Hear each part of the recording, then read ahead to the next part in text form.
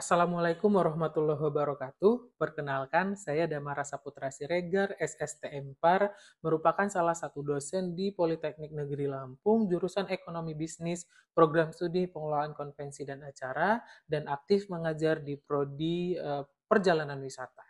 Pada kesempatan kali ini, saya sedang melakukan pernyataan diri dosen unjuk kerja Tridharma Perguruan Tinggi atau PDD UKT-PT di bidang pengajaran. Di sini saya akan menjelaskan salah satu mata kuliah inti yang ada di Prodi Perjalanan Wisata, yaitu Perencanaan dan Operasional Paket Wisata. Yang dimana capaian dari mata kuliah ini adalah memberikan pemahaman bagi para mahasiswa bagaimana menyusun paket wisata, menghitung harga paket wisata, dan juga bagaimana operasionalnya. Mata kuliah ini diselenggarakan selama 16 pertemuan, yang dimana di pertemuan pertama akan diberikan pemahaman mengenai ruang lingkup dan dasar-dasar penyusunan paket wisata. Di pertemuan kedua, kita akan membahas tentang metode perencanaan penyusunan paket wisata, dan pertemuan ketiga akan membahas tentang komponen-komponen dalam penyusunan paket wisata. Setelah itu, di pertemuan keempat kita ada kuis, dan pertemuan kelima kita diberikan pemahaman mengenai penyusunan itinerary dalam paket wisata. Dilanjutkan juga di pertemuan ke-6 masih membahas tentang penyusunan itinerary dalam perjalanan wisata. Selanjutnya di pertemuan ke-7 kita akan membahas tentang tarif kerjasama atau kontak rate. Dilanjutkan di pertemuan ke-8 yaitu ujian tengah semester atau UTS. Selanjutnya di pertemuan ke-9 dan 10 akan diberikan pemahaman mengenai perhitungan biaya paket wisata atau tour package costing, dan dilanjutkan di pertemuan ke-11 mengenai kebijakan dalam produk paket wisata. Pertemuan ke-12 yaitu ada kuis kedua, dan di pertemuan ke-13 akan membahas tentang bidding, yaitu penawaran paket wisata. Pertemuan ke-14 akan membahas tentang bagaimana dalam operasional paket wisata. Pertemuan ke-15 membahas tentang evaluasi pelaksanaan paket wisata, dan pertemuan terakhir yaitu pertemuan ke-16 akan membahas tentang akan diadakan kegiatan ujian akhir praktikum, dan selanjutnya akan dilaksanakan ujian akhir semester di pertemuan ke-17. Metode penilaian dalam mata kuliah ini sudah sesuai standar Polinela, yang dimana untuk tugas dia diberikan 10%, untuk kuis masing-masing kuis 1 dan kuis 2 diberikan 5%, untuk UTS dan UAS masing-masing diberikan 15%, untuk aktivitas 15%, untuk ujian praktikum diberikan 15%, dan juga untuk ujian akhir praktikum diberikan 20%. Untuk referensi buku dan jurnal dari mata kuliah ini yaitu ada Goldner yaitu tahun 2012, ada juga dari Buhalis tahun 2006, ada dari Dordevik tahun 2015, ada juga dari Jack Quillin dan juga Leslie tahun 2018, dan juga dari SKKNI Biro Perjalanan Wisata. Sistem pembelajaran dalam mata kuliah ini yaitu ada sesi delivery atau penjelasan dari materi yang akan dijelaskan. Yang berikutnya adalah sesi diskusi atau tanya jawab. Yang ketiga adalah sesi praktikum atau mahasiswa langsung melakukan praktikum dari materi yang telah diajarkan. Dalam video ini, materi yang akan dijelaskan yaitu materi di minggu ke-9 dan 10, yaitu mengenai tour package costing atau perhitungan biaya paket wisata.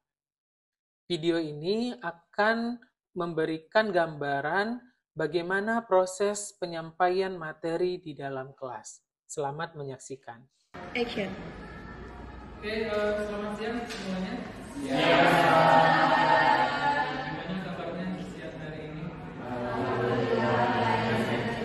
Sudah siap untuk mengikuti perkuliahan kita di siang hari ini ya?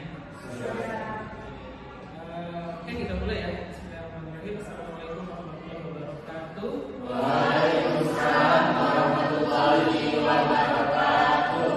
Oke, jadi di siang hari ini kita akan melaksanakan perkuliahan untuk mata kuliah perencanaan dan operasional paket wisata.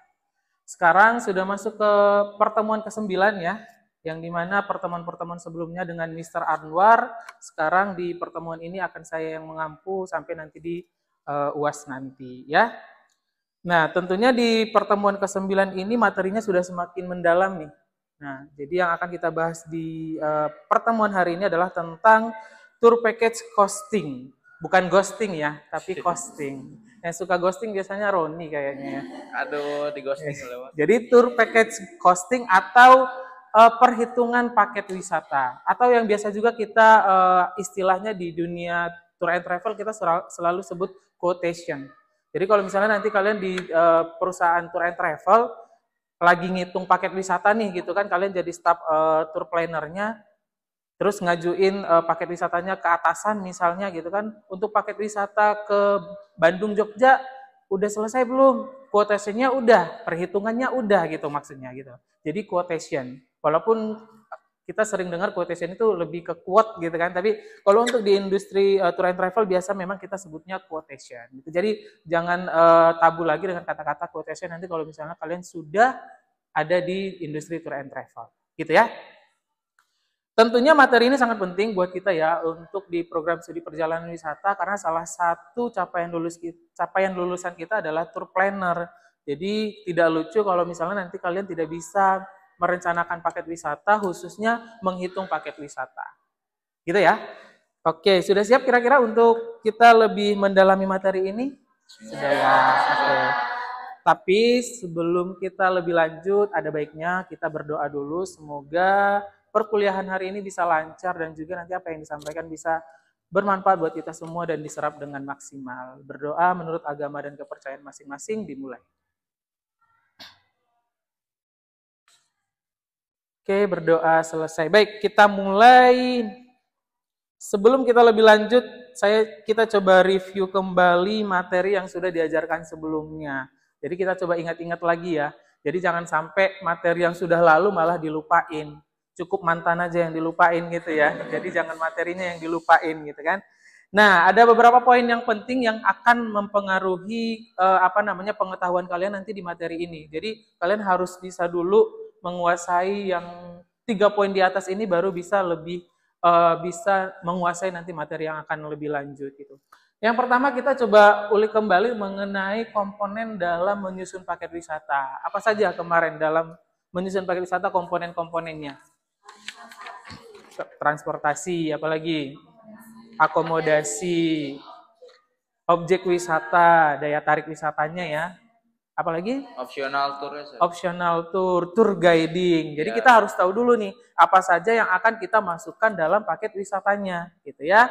Setelah kita udah mengetahui semuanya, nah selanjutnya kita ke proses inspection namanya. Inspection itu adalah, masih ingat? Masih ingat, Sir. Apa inspection? Itu proses kita untuk mencari tahu atau menilai ya, menilai dari komponen-komponen yang akan kita pilih. Jadi kita sebagai tour planner tidak sembarangan memilih komponen yang akan kita masukkan dalam paket wisata. Karena nanti itu akan berpengaruh sekali terhadap pelayanan paket wisata yang akan kalian jual. Jadi sudah seyogyanya kalian harus menilai dulu. Misalnya kalian milih hotel, nilai dulu fasilitasnya seperti apa, pelayanannya seperti apa. Kita coba nilai misalnya apakah dia excellent, apakah dia buruk penilaiannya. Jadi kalau buruk ya sudah, kita nggak usah pakai gitu kan. Tapi kalau memang dia bagus pelayanannya, fasilitasnya bagus, luas parkirnya bagus dan lain sebagainya, itulah yang memenuhi kriteria untuk kita masukkan dalam paket wisata yang akan kita buat. Gitu ya. Jadi masih diingat terus ya. Jadi itu fungsi pentingnya kenapa kita harus inspection. Makanya kalau saya dulu di industri sebelum menyusun paket wisata ya udah saya coba inspeksi dulu. Cara-cara kita inspeksi bisa berbagai cara, bisa dengan observasi langsung. Tapi biasanya kan kalau jauh kita perlu biaya kan. Kita bisa ganti dengan bertanya kepada rekan sejawat yang sudah pernah ke sana. Misalnya kayak tour guide yang sudah pernah ke sana, kita tanyain gimana fasilitas di sana, rekomen nggak gitu kan. Atau seminimalnya kita bisa cari di internet. Pasti nanti akan ada tuh Google review gitu kan. Nanti akan ada penilaian-penilaian di sana. Jadi pastikan intinya kita harus tahu dulu gimana kondisi di sana, baru kita masukkan, gitu ya. Selanjutnya type of itinerary. Jadi itinerary atau jadwal perjalanan wisata akan selalu bersandingan dengan paket wisata, gitu kan. Nah, kemarin juga kita udah belajar tipe itinerary ada apa saja?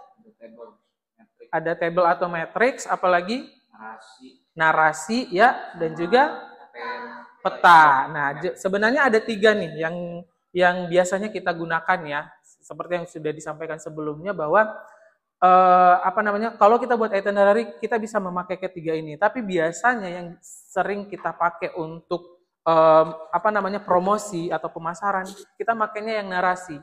Karena narasi ini dia jauh lebih gampang kita memasukkan elemen-elemen persuasifnya. Misalnya kalau untuk narasi kan itinerary hari pertama misalnya, wisatawan akan diajak menonton tari kecak yang ada di Bali yang atmosfernya akan sangat terasa vibes Balinya gitu-gitulah. Jadi sebisa mungkin di narasi itu kita membuat kalimat yang persuasif yang wisatawan juga akhirnya bisa membayangkan sudah berangkat ke sana gitu. Jadi kalau untuk marketing biasanya kita gunakan itu. Kalau untuk yang tabel ataupun yang matrix biasanya kita gunakan untuk kita kru aja. Atau bisa juga kita kasih ke wisatawan, biasanya ke tour leadernya atau ke siapanya, ke ketua rombongan dari wisatawan itu gitu.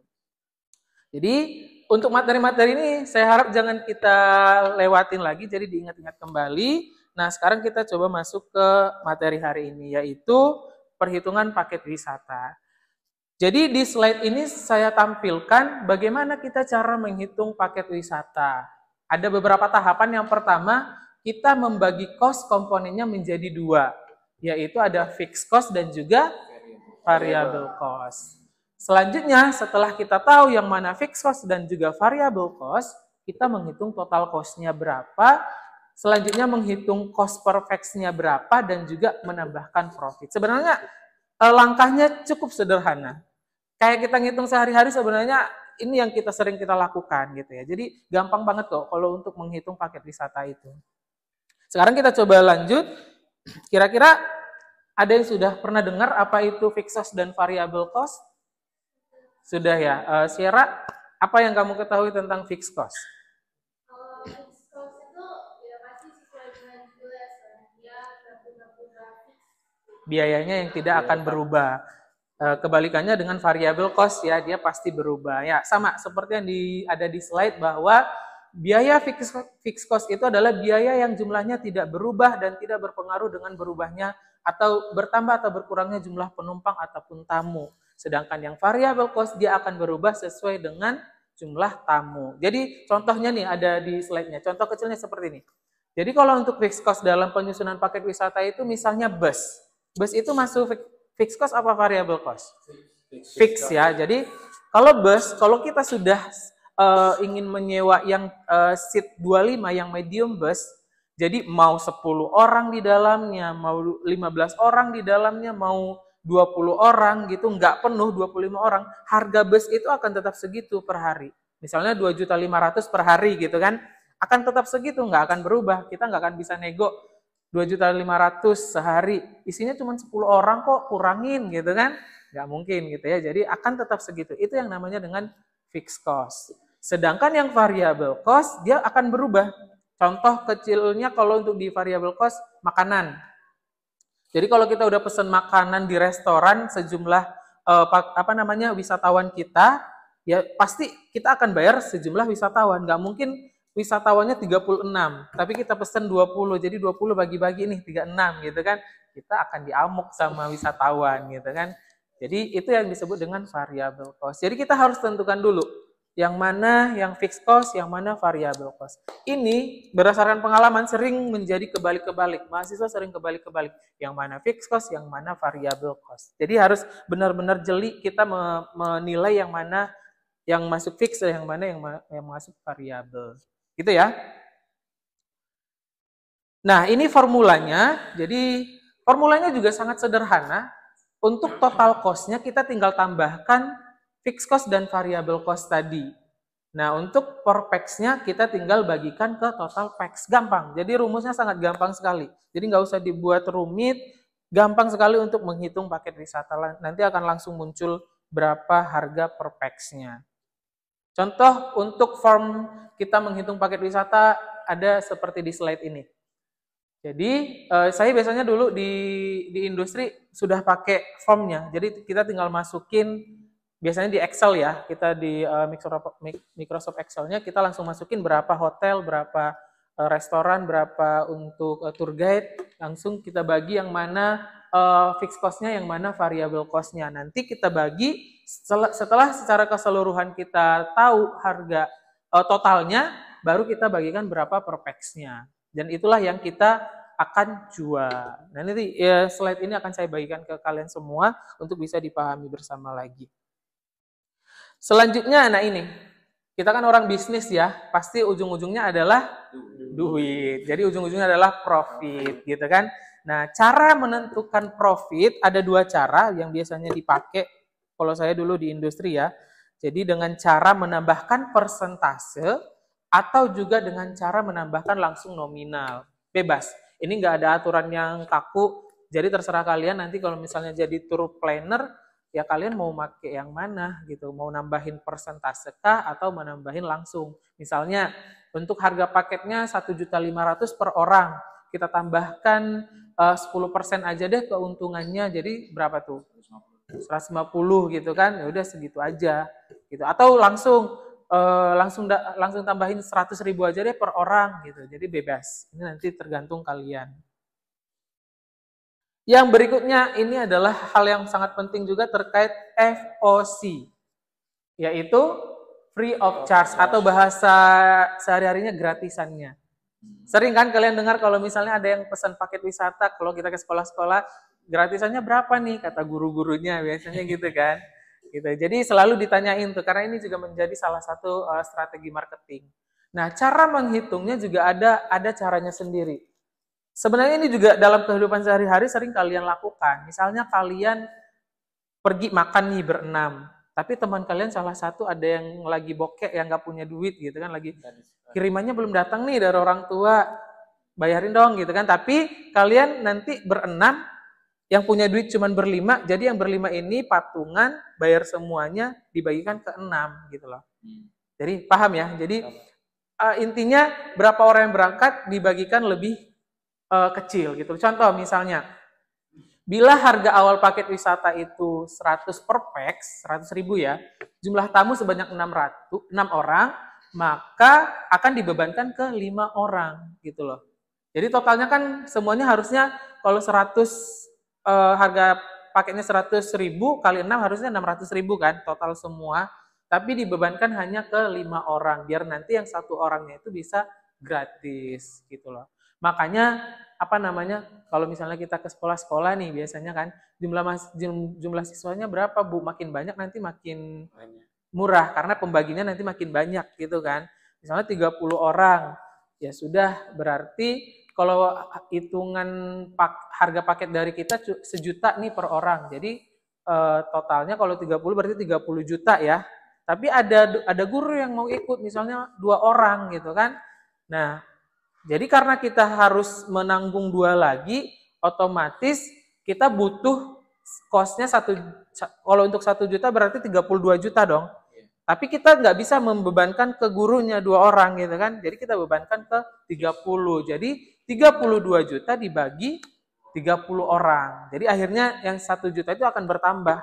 Sekitar 1.050.000 atau berapa gitu akan bertambah. Jadi itulah yang kita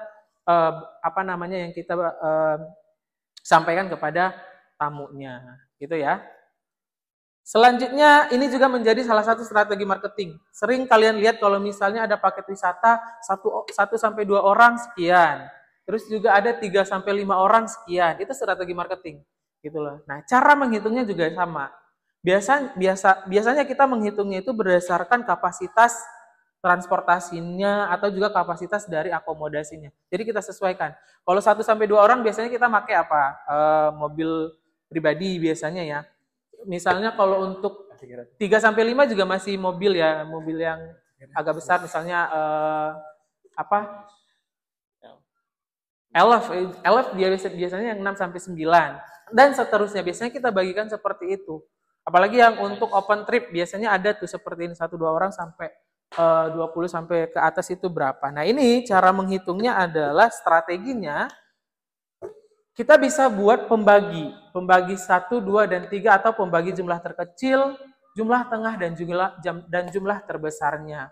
Nah, misalnya contoh 3 sampai 5 kita bagi terkecilnya 3 atau 4 atau bahkan sampai jumlah terbesarnya 5 dan seterusnya. Cuman masing-masing ini nanti akan ada kelebihan dan kekurangannya masing-masing. Jadi untuk kita biasanya disarankan kita bagikan ke jumlah terkecil karena itu posisi teraman. Kalau misalnya kita buat misalnya untuk 3 sampai 5 orang, kita jual dengan harga pembaginya lebih kecil 3. Memang dia lebih mahal, tapi kita akan lebih aman. Kalau misalnya yang daftar benar-benar cuma 3 berarti aman. Tapi kalau misalnya lebih dari 4 atau 5 otomatis keuntungan kita nanti akan semakin sedikit. Gitu loh. Sama dengan pembagi ke tengah dan juga semakin besar pembaginya maka akan semakin tidak aman untuk kita mendapatkan profitnya.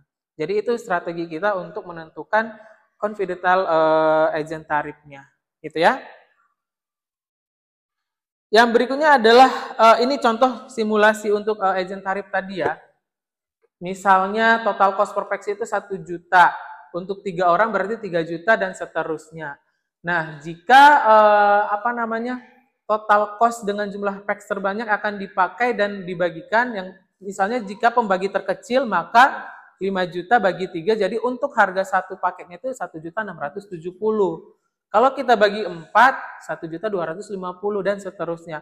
Ya memang otomatis yang bagi terkecil akan lebih mahal, tapi kita akan lebih aman kalau misalnya hanya 3 orang gitu kan. Kalau memang sampai 5 orang berarti nanti otomatis keuntungan kita juga akan semakin besar gitu ya. Jadi gitu strateginya. Nah, ini merupakan tahapan terakhir dalam penentuan paket wisata. Nah, biasanya setelah kita selesai menghitung paket wisatanya, kita tentukan agent commission. Karena biasanya kita paket wisata kan kita berharap laku banyak gitu kan. Jadi kita biasanya kirim tuh ke agent-agent yang mau jualan juga.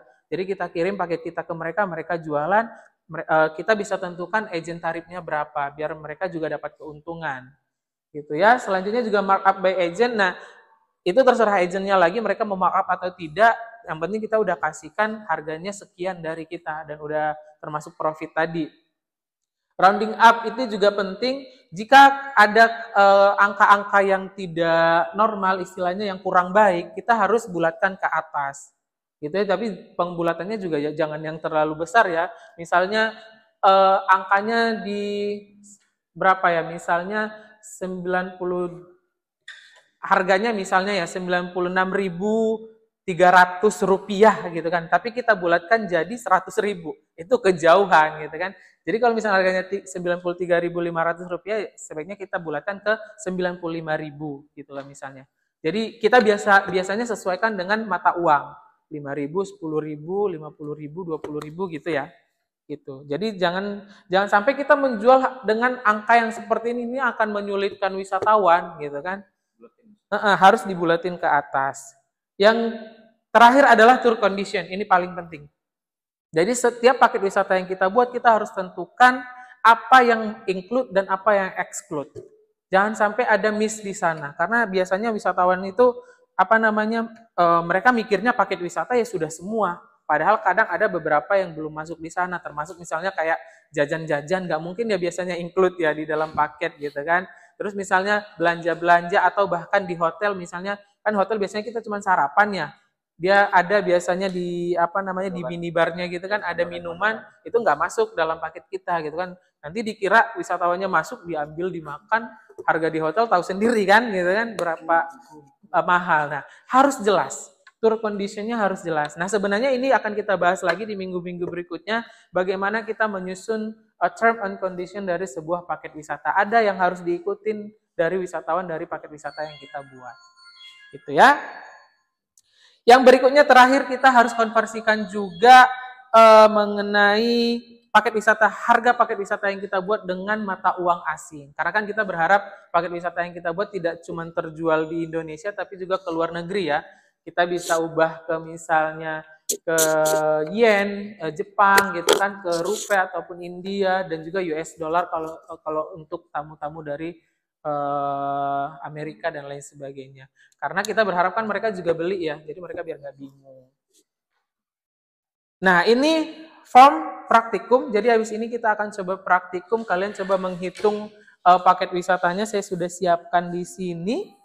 Jadi kalian nanti akan coba secara kelompok untuk menghitung paket wisata. Kalian boleh membuat ide yang sekreatif mungkin paket wisatanya dan dihitung di sini. Nanti akan dipandu oleh teknisi ya. Oke, nanti baca-baca dulu.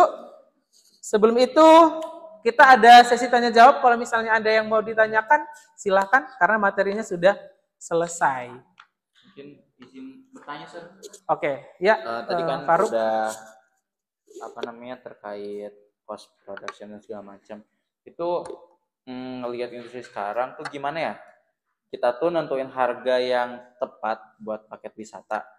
Kan kompetitif ya, Sir. Maksudnya harganya bersaing gitu. Tapi gimana caranya biar tetap untung? Oke, jadi Faruk ada pertanyaan, bagaimana caranya menentukan harga paket wisata yang tetap kompetitif tapi juga tetap menguntungkan gitu ya? Oke, nah sebenarnya ini kembali lagi kita di ide-ide awal membuat kita paket wisata gitu ya. Benar kata Faruk bahwa untuk zaman sekarang ini paket wisata itu akan kompetitif karena kan yang buat paket wisata bukan kita doang gitu kan, banyak perusahaan-perusahaan lain. Jadi bagaimana caranya agar tetap harga kita itu tetap kompetitif dan juga tetap menguntungkan gitu ya. Nah, jadi caranya adalah kalau saya sih buat paket wisata yang benar-benar sesuai pangsa pasar yang kalian tuju. Jadi kalau sudah sesuai pangsa pasar, kita nggak akan rebutan lagi dengan pasar-pasar yang lain. Niche market namanya. Jadi sesuaikan dengan pangsa pasarnya. Ya kita harus pilih siapa yang menjadi market kita, apakah anak-anak sekolah, apakah orang-orang tua, atau bahkan pasangan dan lain sebagainya gitu ya. Jadi kita buat niche marketnya. Terus yang kedua adalah yang sekarang lagi tren juga, kita buat value edit-nya. Jadi dari setiap produk kita itu harus ada value-nya. Sekarang kan anak-anak Gen Z biasanya mereka tidak mau membeli produk yang hanya sekedar ya sudah produk doang, tapi harus ada value-nya. Contohnya misalnya ada beberapa paket wisata yang buat value-nya, contoh souvenir untuk paket wisatanya yang terbuat dari bahan-bahan bekas gitu ya. Jadi pemanfaatan lingkungan gitu kan. Itu harus dibuat value edit-nya. Atau sebagian keuntungan dari paket wisata kita akan sumbangkan ke mana gitu. Itu juga akan menjadi value edit yang bisa membuat produk kita lebih unik dan nanti akan dibeli oleh orang. Gitu ya. Dan yang paling terakhir adalah buatlah paket wisata yang tren. Sebenarnya gini, harga paket wisata itu bukan berarti yang murah yang akan dibeli ya.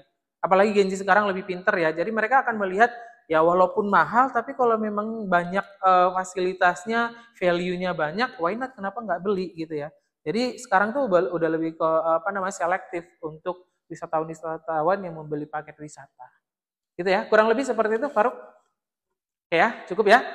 Oke, kira-kira untuk kelas kita hari ini sudah selesai. Kita lanjutkan ke sesi praktikum. Nanti akan dipandu oleh teknisi.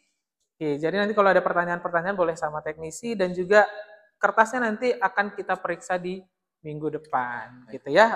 Nanti akan saya coba mentor. Baik, kalau seperti itu untuk sesi teori sudah selesai. Kalau misalnya ada yang kurang-kurang dari saya mohon maaf. Dan juga semoga materi hari ini bisa kalian serap dengan maksimal dan juga bermanfaat nanti untuk kalian ke depannya. Oke, untuk itu saya tutup kelasnya. Wassalamualaikum warahmatullahi wabarakatuh. Waalaikumsalam warahmatullahi wabarakatuh. Demikian pernyataan diri dosen unjuk kerja Tridharma Perguruan Tinggi di bidang pengajaran yang saya lakukan. Semoga video ini bermanfaat. Saya akhiri. Wassalamualaikum warahmatullahi wabarakatuh.